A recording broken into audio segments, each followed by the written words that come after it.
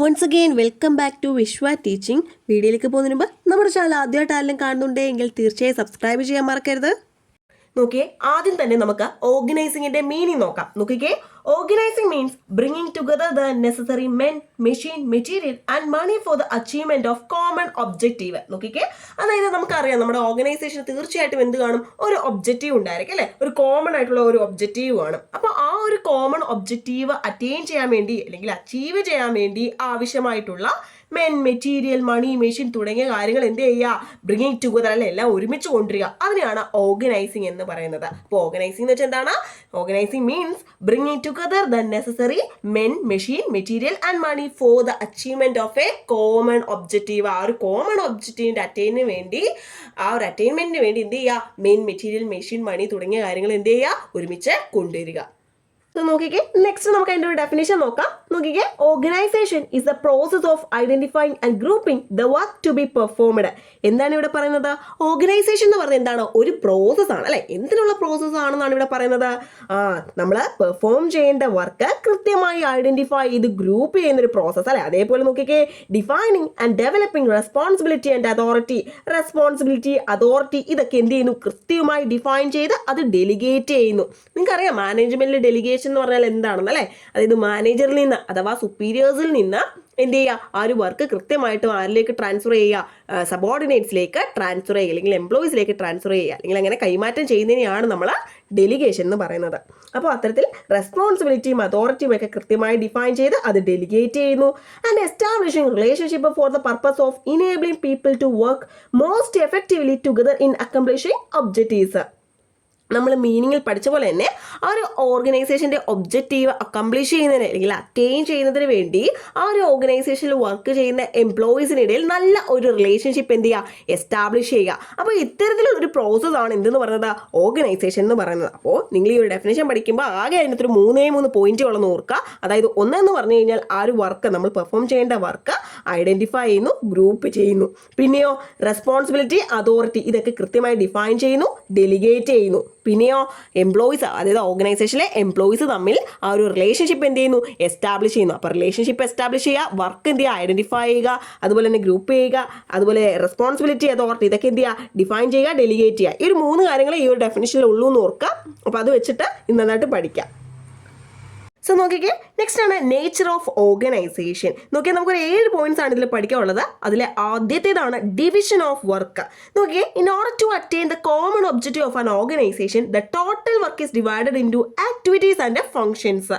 അതായത് നമ്മൾ നേരത്തെ മീനിങ്ങിൽ തന്നെ പഠിച്ചല്ലേ, ഓർഗനൈസേഷന് ഒരു കോമൺ ഒബ്ജക്റ്റീവ് ഉണ്ടായിരിക്കും അല്ലേ. അപ്പോൾ ആ ഒരു കോമൺ ഒബ്ജക്റ്റീവ് അറ്റൈൻ ചെയ്യാൻ വേണ്ടി ആ ഒരു ഓർഗനൈസേഷൻ്റെ ടോട്ടൽ വർക്കിനെ നമ്മൾ എന്ത് ചെയ്യുന്നു, വിവിധ ആക്ടിവിറ്റീസും ഫംഗ്ഷൻസ് ആയിട്ടും ഡിവിഷൻസ് ആയിട്ടൊക്കെ എന്ത് ചെയ്യുന്നു, ഡിവൈഡ് ചെയ്യുന്നു. അപ്പോൾ അതാണ് ഡിവിഷൻ ഓഫ് വർക്ക് എന്ന് പറയുന്നത്. എന്തോ പറഞ്ഞേക്കുന്നത്, ടോട്ടൽ വർക്കിനെ എന്ത് ചെയ്യുന്നു, ആക്ടിവിറ്റീസ് ആയിട്ടും ഫംഗ്ഷൻസ് ആയിട്ടൊക്കെ എന്ത് ചെയ്യുന്നു, ഡിവൈഡ് ചെയ്യുന്നു.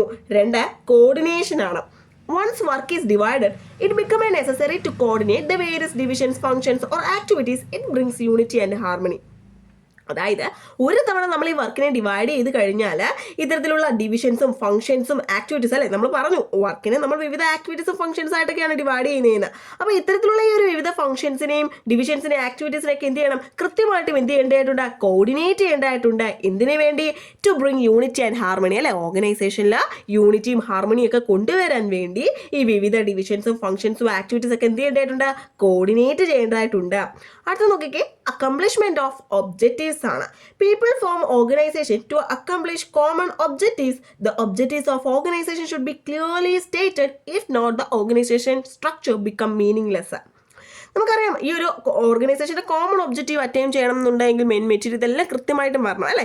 അപ്പോൾ ഇത്തരത്തിലുള്ള ഓർഗനൈസേഷൻ്റെ ഒബ്ജക്റ്റീവ് എന്താണ് എന്ന് കൃത്യമായിട്ടും എന്ത് ചെയ്യേണ്ടതായിട്ടുണ്ട്, കമ്മ്യൂണിക്കേറ്റ് ചെയ്യേണ്ടതായിട്ടുണ്ട് എംപ്ലോയീസിനോട് അല്ലേ, അല്ലെങ്കിൽ അവിടുത്തെ ആ പീപ്പിൾസിനോട് നമ്മൾ എന്ത് ചെയ്യേണ്ടതായിട്ടുണ്ട്, കൃത്യമായിട്ടും എന്താണ് ഓർഗനൈസേഷൻ്റെ ഒബ്ജക്റ്റീവ് എന്ന് കൃത്യമായിട്ട് എന്ത് ചെയ്യേണ്ടതായിട്ടുണ്ട്, സ്റ്റേറ്റ് ചെയ്യേണ്ടതായിട്ടുണ്ട്. If not the organisation structure become meaningless. അങ്ങനെ കൃത്യമായിട്ട് കമ്മ്യൂണിക്കേറ്റ് ചെയ്തിട്ടില്ല എങ്കിൽ, അല്ലെങ്കിൽ കൃത്യമായിട്ട് അങ്ങനെ സ്റ്റേറ്റ് ചെയ്തിട്ടില്ല എങ്കിൽ ആ ഒരു ഓർഗനൈസേഷൻ്റെ സ്ട്രക്ചർ എന്താണ്, മീനിങ്ലെസ് ആണ് നമുക്ക് പറയേണ്ടി വരും അല്ലേ. നെക്സ്റ്റ് നോക്കിക്കേ, അതോറിറ്റി ആൻഡ് റെസ്പോൺസിബിലിറ്റി ആണ്. The various positions of an organization are arranged in a hierarchical order. The authority and responsibility of each position are clearly defined.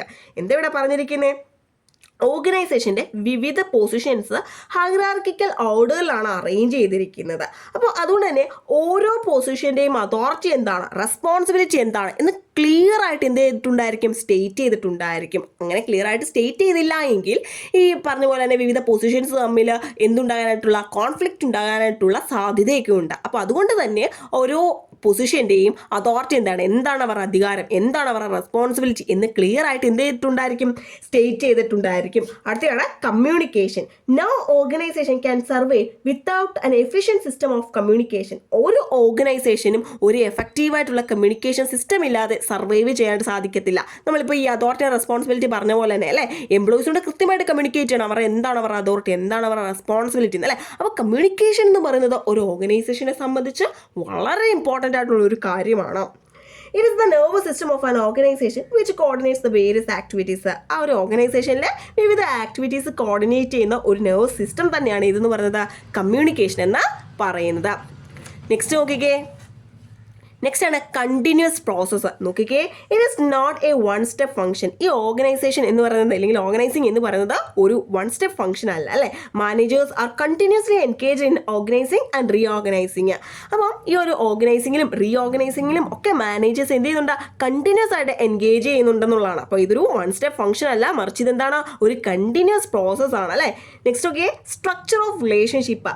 Organization cannot a structure of relationship which may be formal and informal. It is necessary to study both formal and informal relationship to understand the nature of an organization. നമ്മൾ ഇനി ഈ ഒരു chapter മുന്നോട്ട് പോകുമ്പോൾ നമ്മൾ എന്താണ് formal organisation, എന്താണ് informal നമ്മൾ പഠിക്കുന്നുണ്ട്.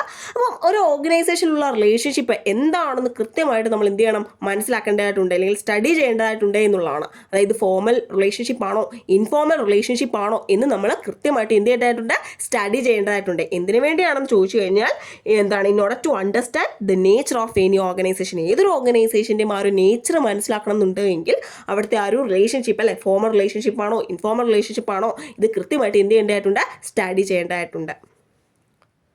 ഓക്കെ, നെക്സ്റ്റ് ആണ് പർപ്പസസ്. നോക്കിക്കേ, first point, to focus attention on the objectives. നമ്മൾ നേരത്തെ പറഞ്ഞല്ലേ ഓർഗനൈസേഷൻ എന്തുണ്ട്, ഒബ്ജക്റ്റീവ്സ് ഉണ്ട്. അപ്പോൾ ആ അത്തരത്തിലുള്ള ഒബ്ജക്റ്റീവ്സ് എന്ത് ചെയ്യുന്നു, ഫോക്കസ് ചെയ്യുന്നു. Next okay, to help the people to work effectively for attaining the objectives. So അത്തരത്തിലുള്ള ഒബ്ജക്റ്റീവ്സ് അറ്റൈൻ ചെയ്യാൻ വേണ്ടി എഫക്റ്റീവായിട്ട് വർക്ക് ചെയ്യാനായിട്ട് പീപ്പിളിനെ എന്ത് ചെയ്യുന്നു, ഇത് ഹെൽപ്പ് ചെയ്യുന്നു.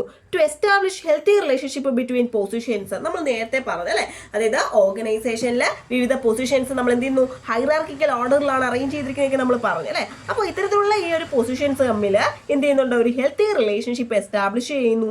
Next okay, to define clearly the responsibilities of each position. ഓരോ പൊസിഷൻ്റെയും റെസ്പോൺസിബിലിറ്റി എന്താണ് എന്ന് ക്ലിയർ ആയിട്ട് എന്ത് ചെയ്യുന്നു, ഡിഫൈൻ ചെയ്യുന്നു. To combine and coordinate individual and group activities. ഒരു ഓർഗനൈസേഷൻ ആകുമ്പോൾ തീർച്ചയായിട്ടും അവിടെ ഇൻഡിവിജ്വൽ ആക്ടിവിറ്റീസും കാണും, ഗ്രൂപ്പ് ആക്ടിവിറ്റീസും കാണും. അപ്പോൾ അത്തരത്തിലുള്ള ഇൻഡിവിജ്വൽ ആൻഡ് ഗ്രൂപ്പ് ആക്ടിവിറ്റീസ് ഒക്കെ എന്ത് ചെയ്യുന്നു, കമ്പൈൻ ചെയ്യുന്നു, കോർഡിനേറ്റ് ചെയ്യുന്നു. To facilitate the attainment of objectives. ഒബ്ജക്റ്റീവ്സിൻ്റെ ഒക്കെ അറ്റൈൻമെന്റ് ഫെസിലിറ്റേറ്റ് ചെയ്യുന്നു. നെക്സ്റ്റ് ഒക്കെ, to help management to have a control over various business functions. ഒരു ഓർഗനൈസേഷനിലെ വിവിധ ബിസിനസ് ഫംഗ്ഷൻസ് കൺട്രോൾ ചെയ്യാനായിട്ട് മാനേജ്മെന്റ് എന്ത് ചെയ്യുന്നു, ഹെൽപ്പ് ചെയ്യുന്നു. Next okay, to help employees to make their best contribution in increasing production വർദ്ധിപ്പിക്കാനായിട്ട് അതിലേക്ക് ബെസ്റ്റ് ആയിട്ട് കോൺട്രിബ്യൂട്ട് ചെയ്യാനായിട്ട് എംപ്ലോയീസിനെ എന്ത് ചെയ്യുന്നു, ഹെൽപ്പ് ചെയ്യുന്നു. To ensure cooperation and team spirit among the employees. എംപ്ലോയീസിന് ഇടയിലെ ടീം സ്പിരിറ്റും കോപ്പറേഷനും ഒക്കെ എൻഷുർ ചെയ്യുന്നു. അപ്പോൾ ഇത്രയുമാണ് നമുക്ക് പർപ്പസിൽ പഠിക്കാനുള്ളത് അല്ലേ. അപ്പോൾ നിങ്ങൾക്ക് തന്നെ പെട്ടെന്ന് പറയാവുന്നതാണ് അല്ലേ, ഒബ്ജക്റ്റീവ്സ് ഫോക്കസ് ചെയ്യുക, നിങ്ങൾക്ക് പറയാവുന്നതാണ് അല്ലേ. പിന്നെ ഒബ്ജക്റ്റീവ്സിൻ്റെ അറ്റൈൻമെന്റ് എന്ത് ചെയ്യുക, ഫെസിലിറ്റേറ്റ് ചെയ്യുക അല്ലേ. അതൊക്കെ അങ്ങനെയുള്ള, അതുപോലെ തന്നെ എംപ്ലോയീസിനെ എന്ത് ചെയ്യാനായിട്ട്, ഒബ്ജക്റ്റീവ്സ് അറ്റൈൻ ചെയ്യാനായിട്ട് എഫക്റ്റീവായിട്ട് വർക്ക് ചെയ്യാൻ പീപ്പിളിനെ ഹെൽപ്പ് ചെയ്യുക. ഇതൊക്കെ നമുക്ക് എന്ത് ചെയ്യാൻ പറ്റുന്നതാണ്, ഓർത്തിരിക്കാൻ പറ്റുന്ന പോയിന്റ്സ് ആണ് അല്ലേ. അപ്പോൾ അത്തരത്തിൽ ഒരു 5 പോയിന്റ്സ് എങ്കിലും പർപ്പസിൽ പഠിച്ചു വെച്ചിരിക്കുക. നെക്സ്റ്റ് ഇമ്പോർട്ടൻസ് ഓഫ് ഓർഗനൈസേഷൻ ആണ്. നോക്കിക്കേ, it facilitates the growth of the enterprise by increasing efficiency. Efficiency വർദ്ധിപ്പിച്ചുകൊണ്ട് എന്റർപ്രൈസിന്റെ ഗ്രോത്ത് എന്ത് ചെയ്യുന്നു, ഫെസിലിറ്റേറ്റ് ചെയ്യുന്നു. Next okay, it encourage specialization അല്ലെ, സ്പെഷ്യലൈസേഷൻ ഇത് എൻകറേജ് ചെയ്യുന്നു. ഇറ്റ് എൻഷുവേഴ്സ് ഡൈവേഴ്സിഫിക്കേഷൻ ഓഫ് ആക്ടിവിറ്റീസിന്റെ ഡൈവേഴ്സിഫിക്കേഷൻ എന്ത് ചെയ്യുന്നു, ഇത് ഉറപ്പാക്കുന്നു. Next okay, it promote technological improvements ഒക്കെ പ്രൊമോട്ട് ചെയ്യുന്നു, ഇന്നോവേഷൻസിന് സഹായിക്കുന്നു. It encourage the optimum use of resources അല്ലെ, റിസോഴ്സസ് ഒക്കെ മാക്സിമം യൂസ് ചെയ്യാനായിട്ട് എൻകറേജ് ചെയ്യുന്നു, അല്ലെങ്കിൽ അതിൻ്റെ ഒരു മാക്സിമം യൂട്ടിലൈസേഷൻ ഇത് എൻഷുർ ചെയ്യുന്നു എന്നുള്ളതാണ്. It motivates the workers through decentralization. ഡീസെൻട്രലൈസേഷനിലൂടെ വർക്കേഴ്സിനെ എന്ത് ചെയ്യുന്നു, മോട്ടിവേറ്റ് ചെയ്യുന്നു. It stimulates creative thinking and initiative among the workers. വർക്കേഴ്സിനിടയിൽ ഇനിഷ്യേറ്റീവും ക്രിയേറ്റീവ് തിങ്കിങ്ങും ഒക്കെ എന്ത് ചെയ്യുന്നു, സ്റ്റിമുലേറ്റ് ചെയ്യുന്നു. It provide training facilities and chance of initiative among the workers. വർക്കേഴ്സിനിടയിൽ എന്താണ് ആ ഒരു ക്രിയേറ്റീവ് ട്രെയിനിങ് ഫെസിലിറ്റീസും അതേപോലെ തന്നെ ഇനിഷ്യേറ്റീവ്സ് ഒക്കെ എടുക്കാനുള്ള ഓപ്പർച്യൂണിറ്റീസ് ഒക്കെ പ്രൊവൈഡ് ചെയ്യുന്നു. അതേപോലെ നോക്കിക്കേ, it create team spirit among the workers. വർക്കേഴ്സിനിടയിൽ ടീം സ്പിരിറ്റ് ക്രിയേറ്റ് ചെയ്യുന്നു. അതുപോലെ നോക്കി develop healthy human relation in the enterprise. എന്റർപ്രൈസിൽ ഒരു ഹെൽത്തി ഹ്യൂമൻ റിലേഷൻഷിപ്പ് ഡെവലപ്പ് ചെയ്യാനായിട്ട് ഇത് ഹെൽപ്പ് ചെയ്യുന്നു. അപ്പോൾ ഇതൊക്കെയാണ് ഇമ്പോർട്ടൻസ് ഓഫ് ഓർഗനൈസേഷൻ എന്ന് പറയുന്നത്. നെക്സ്റ്റ് പ്രിൻസിപ്പിൾസ് ഓഫ് ഓർഗനൈസേഷൻ ആണ്.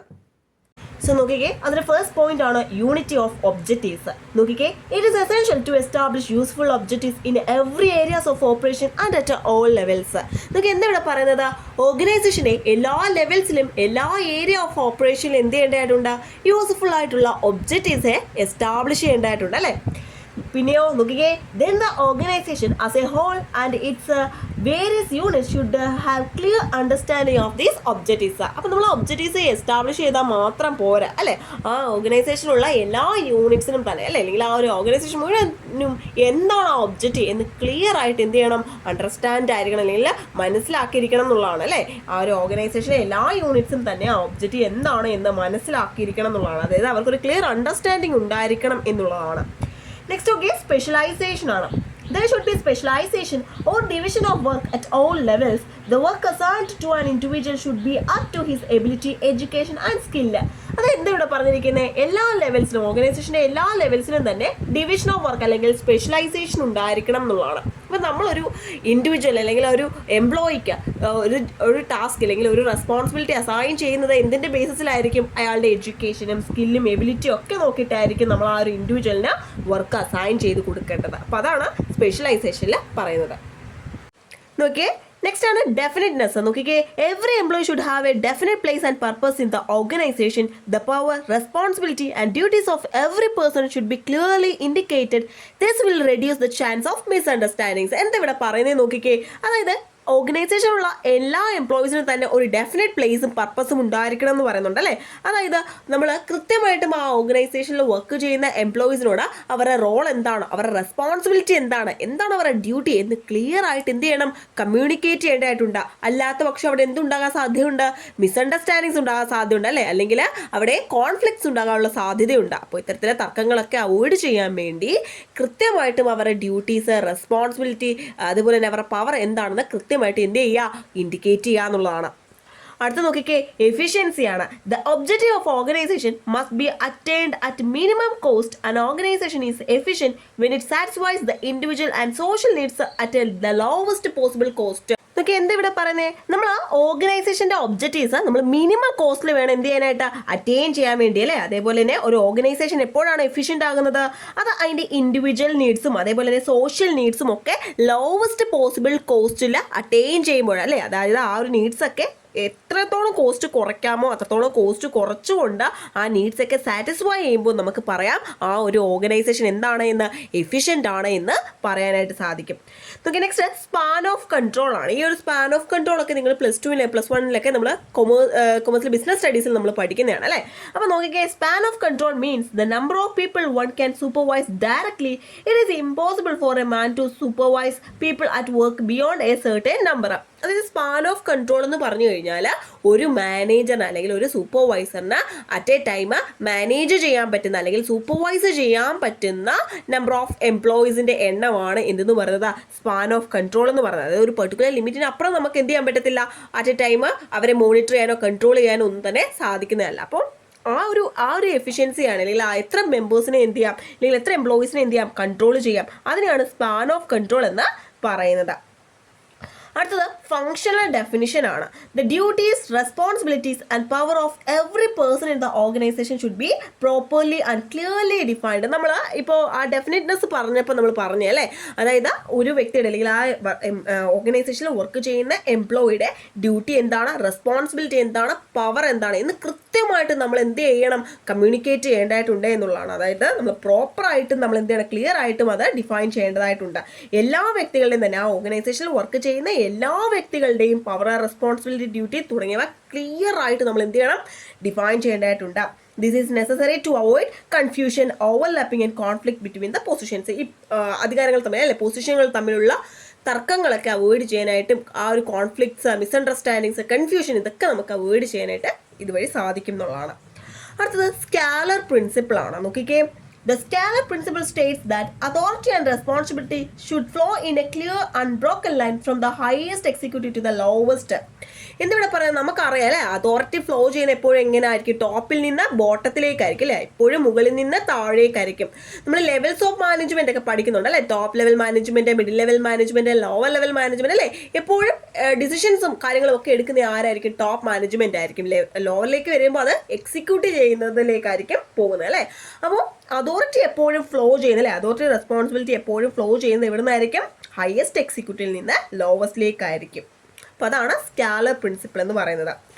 അടുത്ത നോക്കിക്കേ, ബാലൻസ് ആണ്. ബാലൻസ് നോക്കിക്കേ, every organisation should maintain A proper balance among the various department. നമുക്കറിയാം ഒരു ഓർഗനൈസേഷൻ ആകുമ്പോൾ അവിടെ വിവിധ ഡിപ്പാർട്ട്മെന്റ്സ് കാണും അല്ലേ. അപ്പോൾ ഈ ഡിപ്പാർട്ട്മെന്റ്സ് ഒക്കെ തമ്മിൽ ഒരു പ്രോപ്പർ ബാലൻസ് മെയിൻറ്റെയിൻ ചെയ്യേണ്ടതായിട്ടുണ്ട് എന്നുള്ളതാണ്.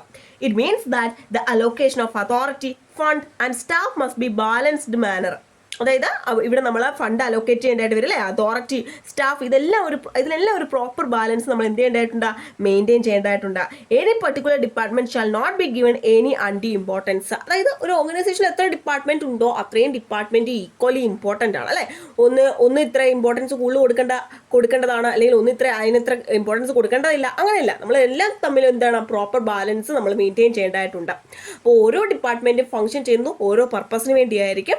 അപ്പോൾ നമ്മളത് കൃത്യമായിട്ടും ഇത് തമ്മിൽ ഒരു നല്ല ബാലൻസ് മെയിൻറ്റെയിൻ ചെയ്ത് കൊണ്ടുപോകേണ്ടതായിട്ടുണ്ട്. അപ്പോൾ അതാണ് ബാലൻസ് കൊണ്ട് ഉദ്ദേശിക്കുന്നത്. അടുത്ത് നോക്കിക്കേ, യൂണിറ്റി ഓഫ് കമാൻഡ് ആണ്. നോക്കിക്കേ, each subordinate shall have only one superior who has command over him.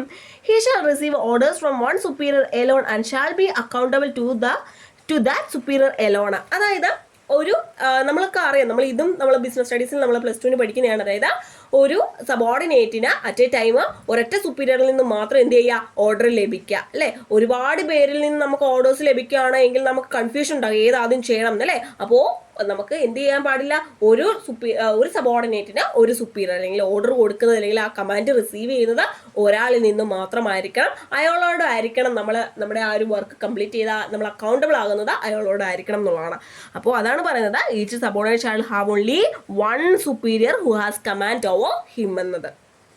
അടുത്ത് നോക്കിക്കേ, സിംപ്ലിസിറ്റി ആണ്. The organization structure should be simple so that it is easily understood by each and every person. ഓർഗനൈസേഷൻ്റെ ആ ഒരു structure എന്ന് പറയുന്നത് simple ആയിരിക്കണം, എങ്കിൽ മാത്രമേ അതിലുള്ള ഓരോ വ്യക്തിക്കും അതെന്താണെന്ന് മനസ്സിലാക്കാനായിട്ട് സാധിക്കൂ. A complex organisation structure will create doubt and conflicts among persons. There may be overlapping and duplication of efforts. They should be avoided in a simple structure. It helps in smooth running of the organization. അതായത് ഇപ്പോൾ ഒരു complex ആയിട്ടുള്ള organisational structure ആണ് എങ്കിൽ അത് ഈ പറഞ്ഞ പോലെ തന്നെ ഡ്യൂപ്ലിക്കേഷൻ ഓഫ് എഫേർട്സിനും അതുപോലെ തന്നെ കോൺഫ്ലിക്ട്സ് ഒക്കെ ഉണ്ടാകാനുള്ള സാധ്യത അവിടെ ഉണ്ട് എന്നുള്ളതാണ്. അപ്പോൾ എപ്പോഴും ഓർഗനൈസേഷൻ സ്ട്രക്ചർ എന്തായിരിക്കണം, സിമ്പിൾ ആയിരിക്കണം എന്നുള്ളതാണ്. അതേപോലെ തന്നെ ഈസി ടു അണ്ടർസ്റ്റാൻഡബിളും ആയിരിക്കണം അല്ലെ, ഈസി ടു അണ്ടർസ്റ്റുഡും ആയിരിക്കണം. അടുത്ത് നോക്കിക്കേ, അതോറിറ്റി ആൻഡ് റെസ്പോൺസിബിലിറ്റി ആണ്. The authority and responsibility of each employee should be clearly defined. They must be co-extensive and must be equated. അതോറിറ്റിയും റെസ്പോൺസിബിലിറ്റി അല്ലേ, ഈ ഒരു നമ്മൾ ഇപ്പോൾ പറഞ്ഞതിനകത്തെല്ലാം നമ്മൾ പറഞ്ഞ കാര്യങ്ങളാണ്. നോക്കിയേ, അതോറിറ്റിയും റെസ്പോൺസിബിലിറ്റി, ഓരോ എംപ്ലോയീസിൻ്റെയും അതോറിറ്റിയും റെസ്പോൺസിബിലിറ്റിയും നമ്മൾ എന്ത് ചെയ്യണം, ക്ലിയർ ആയിട്ട് ഡിഫൈൻ ചെയ്യേണ്ടതായിട്ടുണ്ട്. അടുത്ത് നോക്കിക്കേ, ഫ്ലെക്സിബിലിറ്റിയാണ്. Flexibility it means permitting adjustment for changes in the organization. A good organization should be able to change and to adopt itself the new conditions. അതായത് നമുക്കറിയാം ഈ ഒരു എക്കണോമിക് കണ്ടീഷൻസ് ഒക്കെ ചേഞ്ച് ചെയ്യല്ലേ, അതുപോലെ കസ്റ്റമേഴ്സിൻ്റെ ടേസ്റ്റ് ആൻഡ് പ്രിഫറൻസ് ആയിക്കോട്ടെ ഒക്കെ ഇങ്ങനെ മാറിക്കൊണ്ടേയിരിക്കും, മാറ്റങ്ങൾ എപ്പോഴും ഉണ്ടായിക്കൊണ്ടേയിരിക്കും അല്ലേ. അപ്പം ഓർഗനൈസേഷൻ എപ്പോഴും ഫ്ലെക്സിബിൾ ആയിരിക്കണം എന്നാണ് പറയുന്നത്. എന്തുകൊണ്ടാണെന്ന് ചോദിച്ചു കഴിഞ്ഞാൽ ഇത്തരത്തിലുള്ള മാറ്റങ്ങളെയൊക്കെ അഡാപ്റ്റ് ചെയ്യാനായിട്ട് സാധിക്കണം എന്നുള്ളതാണ് അല്ലേ. അതേപോലെ തന്നെ ഇത് അഡാപ്റ്റ് ചെയ്ത് ഓർഗനൈസേഷനെ സ്വന്തമായിട്ട് ചേഞ്ച് ചെയ്യാനായിട്ട് സാധിക്കണം എന്നുള്ളതാണ്. ഇപ്പം അതിൻ്റെ വർക്കിംഗ് കണ്ടീഷൻ ആയിക്കോട്ടെ അല്ലെങ്കിൽ ഒരു പുതിയ ടെക്നോളജി വരുന്നതായിക്കോട്ടെ. അപ്പോൾ ഇങ്ങനെ ഓരോ മാറ്റങ്ങൾ വരുമ്പോൾ അതിനെ സ്വാഗതം ചെയ്യാനായിട്ട് ഓർഗനൈസേഷന് സാധിക്കണം എന്നുള്ളതാണ്. അപ്പോൾ അതാണ് പറയുന്നത് ഫ്ലെക്സിബിലിറ്റി എന്ന് പറയുന്നത്. എങ്കിൽ മാത്രമേ നമുക്ക് എന്താണ് പുതിയ പുതിയ കാര്യങ്ങൾ വരുമ്പോൾ അപ്ഡേറ്റ് ചെയ്താൽ മാത്രമേ നമുക്ക് എന്ത് ചെയ്യാൻ പറ്റൂ, മാർക്കറ്റിലൊക്കെ പിടിച്ചു നിൽക്കാനൊക്കെ പറ്റത്തുള്ളൂ. അടുത്ത നോക്കിക്കേ, എക്സെപ്ഷൻ പ്രിൻസിപ്പിൾ ആണ്. Exception principle it means that only exceptional and complicated problems are referred to the top management. The routine and day-to-day problems are solved by the lower level management. Okay, exception principles എന്ന് വെച്ച് കഴിഞ്ഞാൽ ഏറ്റവും important ആയിട്ടുള്ള കാര്യങ്ങൾ, അല്ലെങ്കിൽ നമ്മളൊരു decision എടുക്കാൻ പറ്റാത്ത വളരെ കോംപ്ലിക്കേറ്റഡ് ആയിട്ടുള്ള കാര്യങ്ങൾ മാത്രം എന്ത് ചെയ്യുക, ടോപ്പ് മാനേജ്മെൻറ്റിനോട് കമ്മ്യൂണിക്കേറ്റ് ചെയ്യുക, അല്ലെങ്കിൽ ടോപ്പ് മാനേജ്മെൻറ്റിനെ റെഫർ ചെയ്യുക. ഇനി വളരെ സിമ്പിളായിട്ടുള്ള അല്ലെങ്കിൽ എപ്പോഴും റുട്ടീനായിട്ട് നടക്കുന്ന കാര്യങ്ങൾ അല്ലെങ്കിൽ ഡേ ടു ഡേ പ്രോബ്ലംസ് ഒക്കെ നമ്മൾ എന്ത് ചെയ്യുക, ആരുമായിട്ട് കമ്മ്യൂണിക്കേറ്റ് ചെയ്യുക, അല്ലെങ്കിൽ ആരുടെ അടുത്ത് പോയി റെഫർ ചെയ്യുക, ലോവർ ലെവൽ മാനേജ്മെൻറ്റ് അടുത്ത് റെഫർ ചെയ്യുക. ഇതാണ് എക്സെപ്ഷൻ പ്രിൻസിപ്പിൾ എന്ന് പറയുന്നത്. നോക്കിയേ, നെക്സ്റ്റ് ആണ് ഡിപ്പാർട്ട്മെന്റേഷൻ. എന്താണ് departmentation? The departmentation refers to the manners in which the activities of an organization is divide and formed into specialized groups or departments. അതായത് ഏത് മാനറിലാണ് ഓർഗനൈസേഷനിൽ അതിൻ്റെ ആക്ടിവിറ്റീസ് അല്ലേ ഡിവൈഡ് ചെയ്ത് ചെറിയ ചെറിയ സ്പെഷ്യൽ ഗ്രൂപ്പുകളായിട്ടും ഡിപ്പാർട്ട്മെന്റുകളായിട്ടും ഡിവൈഡ് ചെയ്തിരിക്കുന്നത്. In other words, it deals with the grouping of activities of a concern. മറ്റൊരു തരത്തിൽ പറഞ്ഞു കഴിഞ്ഞാൽ ഡിപ്പാർട്ട്മെന്റേഷൻ എന്ന് പറയുന്നത് എന്താണ്, ഗ്രൂപ്പിംഗ് ഓഫ് ആക്ടിവിറ്റീസ് ആണ്. അടുത്ത് നോക്കിയേ, ഡെലിഗേഷൻ ഓഫ് അതോറിറ്റി ആണ്. ഡെലിഗേഷൻ എന്ന് പറഞ്ഞാൽ നമുക്ക് എല്ലാവർക്കും ഫെമിലിയർ ആയിട്ടുള്ള ടേം ആണ് അല്ലേ. നോക്കിയേ, an executive cannot perform everything by himself. ഇപ്പോൾ ഒരാളെ സംബന്ധിച്ച്, ഇപ്പോൾ ഒരു എക്സിക്യൂട്ടീവിനെ സംബന്ധിച്ച് എല്ലാ കാര്യങ്ങളും അയാൾക്ക് ഒറ്റയ്ക്ക് ചെയ്യാനായിട്ട് സാധിക്കണം എന്നില്ല അല്ലേ. So he delegate some of his powers to other and get his work done through them. അതായത് അപ്പോൾ അയാളുടെ ചില വർക്കുകൾ എന്ത് ചെയ്യുന്നു, അയാൾക്ക് തൊട്ട് താഴെയുള്ള അടുത്ത ആളിലേക്ക് എന്ത് ചെയ്യുന്നു, ഡെലിഗേറ്റ് ചെയ്യുന്നു, അല്ലെങ്കിൽ ട്രാൻസ്ഫർ ചെയ്യുന്നു. എന്നിട്ട് ആ വർക്ക് അയാളിലൂടെ ആ ഒരു വർക്ക് ചെയ്ത് എടുക്കുന്നു. ആ ഒരു പ്രോസസ്സാണ് എന്തെന്ന് പറയുന്നത്, ഡെലിഗേഷൻ എന്ന് പറഞ്ഞത്. അപ്പം ഡെലിഗേഷൻ എന്ന് പറയുന്നത് എന്താണ്, delegation reduces the work load of the executive. എക്സിക്യൂട്ടീവിൻ്റെ വർക്ക് ലോഡ് അങ്ങനെ കുറയ്ക്കാനായിട്ട് ഡെലിഗേഷനിലൂടെ സാധിക്കുന്നു. സോ ഡെലിഗേഷൻ എന്ന് പറഞ്ഞാൽ എന്താണ്, ഡെലിഗേഷൻ എന്ന് പറഞ്ഞു കഴിഞ്ഞാൽ നമുക്ക് മറ്റൊരു ടേംസിൽ പറഞ്ഞു കഴിഞ്ഞാൽ സുപ്പീരിയർ സബോർഡിനേറ്റ്സിലേക്ക് അവരുടെ ടാസ്കുകൾ അല്ലെങ്കിൽ അവരുടെ വർക്കുകൾ എന്ത് ചെയ്യണം, ഡിവൈഡ് ചെയ്ത് കൊടുക്കുന്നതിനെയാണ് നമ്മൾ എന്ത് ചെയ്യുന്നത്, ഡെലിഗേഷൻ കൊണ്ട് ഉദ്ദേശിക്കുന്നത്. അടുത്തത് കോർഡിനേഷൻ ആണ്. Coordination it means unifying the activities of A group of people. അതായത് ഒരു കൂട്ടം ആളുകളുടെ അവർ ചെയ്യുന്ന ആ ഒരു ആക്ടിവിറ്റീസ് എന്ത് ചെയ്യണം, നമ്മളിവിടെ യൂണിഫൈ ചെയ്യുകയാണ് അല്ലേ. അങ്ങനെ ഒരു പ്രോസസ്സാണ് ഇതെന്ന് പറയുന്നത് കോർഡിനേഷൻ എന്ന് പറയുന്നത്. The success of an organisation depends on the managerial ability to coordinate the various functions. നമുക്കറിയാം ഒരു ഓർഗനൈസേഷൻ ആകുമ്പോൾ ഒരുപാട് ഫംഗ്ഷൻസ് ഉണ്ട് അല്ലെ, വിവിധ തരത്തിലുള്ള വേരിയസ് ഫംഗ്ഷൻസ് ഉണ്ട്. അപ്പോൾ ഇതൊക്കെ കൃത്യമായിട്ടും കോർഡിനേറ്റ് ചെയ്ത് കൊണ്ടുപോകാനായിട്ട് സാധിക്കണമെങ്കിൽ മാത്രമേ ഈ പറഞ്ഞ പോലെ ഓർഗനൈസേഷൻ്റെ ഒബ്ജക്റ്റീവ്സ് നമുക്ക് അറ്റൈൻ ചെയ്യാനായിട്ട് സാധിക്കും. ഓക്കെ, നെക്സ്റ്റ് ഡീസെൻട്രലൈസേഷൻ ആണ്. ഡീസെൻട്രലൈസേഷൻ പറഞ്ഞാൽ എന്താണ്, A good organisation is one which has it's decentralised management. Since there is an active participation of all the employees in the decision-making process, a decentralized management can get their support in implementing the decision. അതായത് എപ്പോഴും ഒരു നല്ല organisation എങ്ങനെയുള്ളതായിരിക്കും, decentralised management ഉള്ള organisation ആയിരിക്കും. അതായത് decision മേക്കിങ്ങിൽ ആരെയും കൂടി ഉൾപ്പെടുത്തും, ലോവസ്റ്റ് ലെവലിലുള്ള എക്സിക്യൂട്ടീവ്സിനെയും കൂടി എന്ത് ചെയ്യും, ഉൾപ്പെടുത്തും എന്നുള്ളതാണ് അല്ലേ. അപ്പോൾ അത്തരത്തിലുള്ള ഒരു ഓർഗനൈസേഷനാണ് എന്തെന്ന് പറയുന്നത്, ഒരു ഗുഡ് ഓർഗനൈസേഷൻ നമുക്ക് പറയാനായിട്ട് സാധിക്കുന്നത്. അപ്പോൾ ഒരു ഡീസെൻട്രലൈസ്ഡ് മാനേജ്മെന്റ് എന്തിനു സഹായിക്കുന്നു എന്ന് പറഞ്ഞിട്ടുണ്ട്, നല്ല നല്ല ഡിസിഷൻസ് ഇംപ്ലിമെന്റ് ചെയ്യുന്നതിന് ഹെൽപ്പ് ചെയ്യുമെന്ന് പറഞ്ഞിട്ടുണ്ട്. സോ ഇത്രയുമാണ് നമ്മുടെ എന്തെന്ന് പറയുന്നത് പ്രിൻസിപ്പിൾസ് ഓഫ് ഓർഗനൈസേഷൻ എന്ന് പറയുന്നത്. ഓക്കെ, നെക്സ്റ്റ് നമ്മൾ പഠിക്കാൻ പോകുന്നതാണ് ഫോമൽ ആൻഡ് ഇൻഫോമൽ ഓർഗനൈസേഷൻ. അപ്പോൾ എന്താണ് ഫോമൽ ഓർഗനൈസേഷൻ നോക്കാം. നോക്കിക്കേ, a formal organisation refers to the relationship and structure of jobs and position in an organisation which are based on rules and procedures. അത് എന്താ ഇവിടെ പറയുന്നത്, അതായത് ഫോമൽ ഓർഗനൈസേഷൻ എന്ന് പറഞ്ഞാൽ എന്താണ്, ഒരു ഓർഗനൈസേഷനിലെ ജോബ്സിൻ്റെയും അതേപോലെ തന്നെ പൊസിഷൻസിൻ്റെയും ഒക്കെ ഘടനയും റിലേഷൻഷിപ്സിനെയും ഒക്കെയാണ് എന്ത് സൂചിപ്പിക്കുന്നത്, ഫോമൽ ഓർഗനൈസേഷൻ സൂചിപ്പിക്കുന്നത് അല്ലേ. അതൊക്കെ എന്തിനെ ബേസ് ചെയ്തിട്ടാണെന്ന് പറഞ്ഞിട്ടുണ്ട്, റൂൾസ് ആൻഡ് പ്രൊസീജിയേഴ്സിനെ ബേസ് ചെയ്തിട്ടുള്ള അത്തരത്തിലുള്ള റിലേഷൻഷിപ്പിനെയും സ്ട്രക്ചറിനെയാണ് എന്ത് സൂചിപ്പിക്കുന്നത്, ഫോമൽ ഓർഗനൈസേഷൻ സൂചിപ്പിക്കുന്നത്. അത് ഇൻഫോമൽ ഓർഗനൈസേഷനിലേക്ക് വരികയാണ് എങ്കിൽ an informal organization refers to the relationship between people in an organization which is not based on procedures and regulation but on personal attitude, whims, prejudice, likes and dislikes. അപ്പോൾ informal organisation എന്തിനെ base ചെയ്തിട്ടുള്ളതാണ്, informal organisation എന്ന് പറഞ്ഞു കഴിഞ്ഞാൽ ഒരു ഓർഗനൈസേഷനിൽ work ചെയ്യുന്ന ആളുകൾ തമ്മിലുള്ള റിലേഷൻഷിപ്പിനെയാണ് ഇൻഫോർമൽ ഓർഗനൈസേഷൻ സൂചിപ്പിക്കുന്നത്. അത് ഒരു പ്രൊസീജിയറിനെയോ റെഗുലേഷനെയോ റൂളിനെയോ ബേസ് ചെയ്ത അല്ല എന്നുള്ളതാണ്. പിന്നെയോ ബട്ട് ഓൺ പേഴ്സണൽ ആറ്റിറ്റ്യൂഡ് അല്ല, നമ്മുടെ ആ ഒരു പേഴ്സണൽ ആറ്റിറ്റ്യൂഡ്, ലൈക്ക് ഡിസ്ലൈക്ക് തുടങ്ങിയവയെ ബേസ് ചെയ്തിട്ടാണ്. അപ്പോൾ അതാണ് ഇൻഫോർമൽ ഓർഗനൈസേഷൻ. ഇത് നോക്കിക്കേ, നമുക്ക് ഫോമൽ ഓർഗനൈസേഷനും ഇൻഫോർമൽ ഓർഗനൈസേഷനും തമ്മിലുള്ള ഒരു ഡിഫറൻസ് നോക്കാം. ഒരു 5 പോയിന്റുകൾ നിങ്ങൾ പഠിച്ചിരിക്കാം. നോക്കിക്കേ, ഇതിന്റെ ഒറിജിൻ ആണ് ആദ്യം കൊടുത്തിരിക്കുന്നത്. നോക്കിയേ, ഫോമൽ ഓർഗനൈസേഷൻ ആണെങ്കിൽ it is created deliberately and consciously by the management. ഈ ഫോമൽ ഓർഗനൈസേഷൻ ക്രിയേറ്റ് ചെയ്യുന്ന ആരാണ്? നമ്മൾ പറഞ്ഞു ഫോമൽ ഓർഗനൈസേഷൻ എന്ന് പറഞ്ഞു കഴിഞ്ഞാൽ റൂൾസ് ആൻഡ് റെഗുലേഷൻസിനെ ബേസ് ചെയ്താൽ നമ്മൾ ഓൾറെഡി പറഞ്ഞു അല്ലേ. സോ ഇത് ക്രിയേറ്റ് ചെയ്യുന്ന ആരാണ്? മാനേജ്മെന്റ് ആണ്. Informal organization, it emerges spontaneously from socio-psychological forces at the workplace. വർക്ക്പ്ലേസിലുള്ള ആ ഒരു സാമൂഹ്യപരമായിട്ടൊക്കെയുള്ള ഇടപെടലുകൾ കൊണ്ട് സ്പോണ്ടേനിയസ് ആയിട്ട് ഫോം ചെയ്യുന്നതാണ് ഏതെന്ന് പറയുന്നത്? ഇൻഫോർമൽ ഓർഗനൈസേഷൻ എന്ന് പറയുന്നത്. അടുത്തത് പർപ്പസ് ആണ്. It is created for achieving the legitimate object of the organization. ഓർഗനൈസേഷൻ്റെ ഒബ്ജക്റ്റീവ് അറ്റൈൻ ചെയ്യാൻ വേണ്ടിയാണ് ഇത്തരത്തിലുള്ള ഫോമൽ ഓർഗനൈസേഷൻ ക്രിയേറ്റ് ചെയ്യുന്നത് അല്ലേ. അത് ഇൻഫോർമൽ ഓർഗനൈസേഷനോ it is created by the members. ഇത് ക്രിയേറ്റ് ചെയ്യുന്ന ആരാണ്? മെമ്പേഴ്സ് ആണ്. എന്തിനു വേണ്ടി? For the social and psychological satisfaction. അവരുടെ സോഷ്യൽ സാറ്റിസ്ഫാക്ഷന് വേണ്ടിയും സൈക്കോളജിക്കൽ സാറ്റിസ്ഫാക്ഷന് വേണ്ടിയും മെമ്പേഴ്സ് തന്നെ ക്രിയേറ്റ് ചെയ്യുന്നതാണ്. അടുത്തത് സൈസ് ആണ്. ഫോമൽ ഓർഗനൈസേഷൻ എന്ന് പറഞ്ഞാൽ ക്വൈറ്റ് ലാർജ് ഇൻ സൈസ്, വലുതായിരിക്കും അല്ലേ. അത് ഇൻഫോർമൽ ഓർഗനൈസേഷൻ എടുക്കുകയാണെങ്കിലോ this tends to be small in size, ചെറുതായിരിക്കും കമ്പയർ ചെയ്യുമ്പോൾ. അടുത്ത നേച്ചർ ആണ്. This is stable and continuous for a long period of time. ഇത് സ്റ്റേബിൾ ആയിരിക്കും, അതേപോലെ തന്നെ ഒരുപാട് നാളത്തേക്ക് എന്ത് ചെയ്യും? ലോങ് പീരീഡിലേക്ക് എന്ത് ചെയ്യും? കണ്ടിന്യൂ ചെയ്യുകയും ചെയ്യും. അത് ഇൻഫോർമൽ ഓർഗനൈസേഷൻ എന്ന് പറഞ്ഞാൽ അൺസ്റ്റേബിൾ ആണ്. എന്താണ് ഇത്? അൺസ്റ്റേബിൾ ആണ്. കാരണം നമ്മൾ ഓൾറെഡി പറഞ്ഞു നമ്മുടെ ലൈക്സ് ഡിസ്ലൈക്സ് പേഴ്സണൽ ആറ്റിറ്റ്യൂഡിനൊക്കെ ഡിപ്പെൻഡ് ചെയ്ത് നിൽക്കുന്നതാണ്. സോ ഇതെന്താണ്? അൺസ്റ്റേബിൾ ആണ്. അടുത്തത് സ്ട്രക്ചർ ആണ്. It has A definite structure both mechanical and rational. ഇതിനൊരു ഡെഫിനിറ്റ് സ്ട്രക്ചർ ഉണ്ട് എന്നുള്ളതാണ്. അതേപോലെ തന്നെ നമ്മൾ ഇൻഫോർമലിലേക്ക് വരികയാണെങ്കിലോ ഇത് സ്ട്രക്ചർലെസ് ആണ് അല്ലെ, ഇംപേഴ്സണൽ ആണ്, ഇമോഷണൽ ആണ്. ഏതെന്ന് പറയുന്നത്? ഇൻഫോർമൽ ഓർഗനൈസേഷൻ എന്ന് പറയുന്നത്. പക്ഷേ ഫോമൽ ഓർഗനൈസേഷൻ എന്ന് പറയുന്നത് കുറച്ചുകൂടി മെക്കാനിക്കലാണ്. നമ്മൾ ഓൾറെഡി പറഞ്ഞു റൂൾസ് ആൻഡ് പ്രൊസീജിയറിനൊക്കെ ബേസ് ചെയ്തിട്ടാണെന്ന്. സോ അത് മെക്കാനിക്കലും റാഷണലും ആയിരിക്കും. അടുത്ത ബിഹേവിയർ ഓഫ് മെമ്പേഴ്സ് ആണ്. The behavior of members is governed by formal rules and regulations. ഇവിടെ മെമ്പേഴ്സിൻ്റെ ബിഹേവിയർ ഒക്കെ ഗവേൺ ചെയ്യുന്നത് എന്തായാലാണ്? ഫോമൽ റൂൾസ് ആൻഡ് റെഗുലേഷൻസിൻ്റെ അടിസ്ഥാനത്തിലായിരിക്കും. അത് ഇൻഫോർമൽ ഓർഗനൈസേഷനിലേക്ക് വരികയാണെങ്കിൽ the behaviour of member is governed by norms, beliefs and values of the group. ആ ഒരു ഗ്രൂപ്പിൻ്റെ വാല്യൂസ് ആൻഡ് നോംസ്, മാനദണ്ഡം, ഇതിൻ്റെയൊക്കെ അടിസ്ഥാനത്തിലായിരിക്കും എന്ത് ചെയ്യുന്നത്? മെമ്പേഴ്സിൻ്റെ ബിഹേവിയർ ഗവേൺ ചെയ്യുന്നത്. അടുത്തത് കമ്മ്യൂണിക്കേഷൻ ആണ്. Communication flows through the prescribed chain of commands. നമ്മൾ പറഞ്ഞു ഒരു ചെയിൻ ഓഫ് കമാൻഡുകൾ അല്ലേ. അപ്പോൾ ആ ഒരു പ്രിസ്ക്രൈബ്ഡ് ചെയിൻ ഓഫ് കമാൻഡിലൂടെ ആയിരിക്കും എന്ത് ചെയ്യുന്നത്?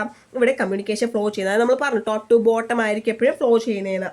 ഇനി നമ്മൾ ഇൻഫോർമലിലേക്ക് വരികയാണെങ്കിലോ communication passes through informal channels which have many forms. അതായത് ഇൻഫോർമൽ ചാനൽസിലൂടെ ആയിരിക്കും പല ഫോംസ് കാണും. അപ്പോൾ ആ ഇത്തരത്തിലുള്ള ഇൻഫോർമൽ ചാനൽസിലൂടെ ആയിരിക്കും അവിടെ കമ്മ്യൂണിക്കേഷൻ ഫ്ലോ ചെയ്യുന്നത്. അടുത്തത് അബോളിഷൻ ആണ്. Management can abolish it at any time. ഏത് സമയത്ത് വേണമെങ്കിലും ഈ ഒരു ഫോമൽ ഓർഗനൈസേഷൻ ആർക്ക് അബോളിഷ് ചെയ്യാനായിട്ട് സാധിക്കും? മാനേജ്മെന്റിന് സാധിക്കും എന്നുള്ളതാണ്. അതെന്താ ഇൻഫോർമൽ ഓർഗനൈസേഷൻ എടുക്കുകയാണെങ്കിൽ മാനേജിന് ഇതിനൊരു കൺട്രോൾ ഉണ്ടോ? ഇല്ല. മാനേജ്മെന്റിന് ഇതിലെ മുകളിൽ ഒരു കൺട്രോളും ഇല്ല. Management has no control over it. അടുത്തത് ലീഡർഷിപ്പാണ്. Leadership is vested in managers. Formal ഓർഗനൈസേഷനിൽ ആ ഒരു ലീഡർഷിപ്പ് ആരിൽ നിക്ഷിപ്തമായിരിക്കും? മാനേജേഴ്സിൽ വെസ്റ്റഡ് ആയിരിക്കും. അത് ഇൻഫോമൽ ഓർഗനൈസേഷനിലേക്ക് വരികയാണെങ്കിൽ leadership is not associated with managership. ആ ഒരു മാനേജറുമായിട്ട് എന്തെങ്കിലും ബന്ധമുണ്ടോ?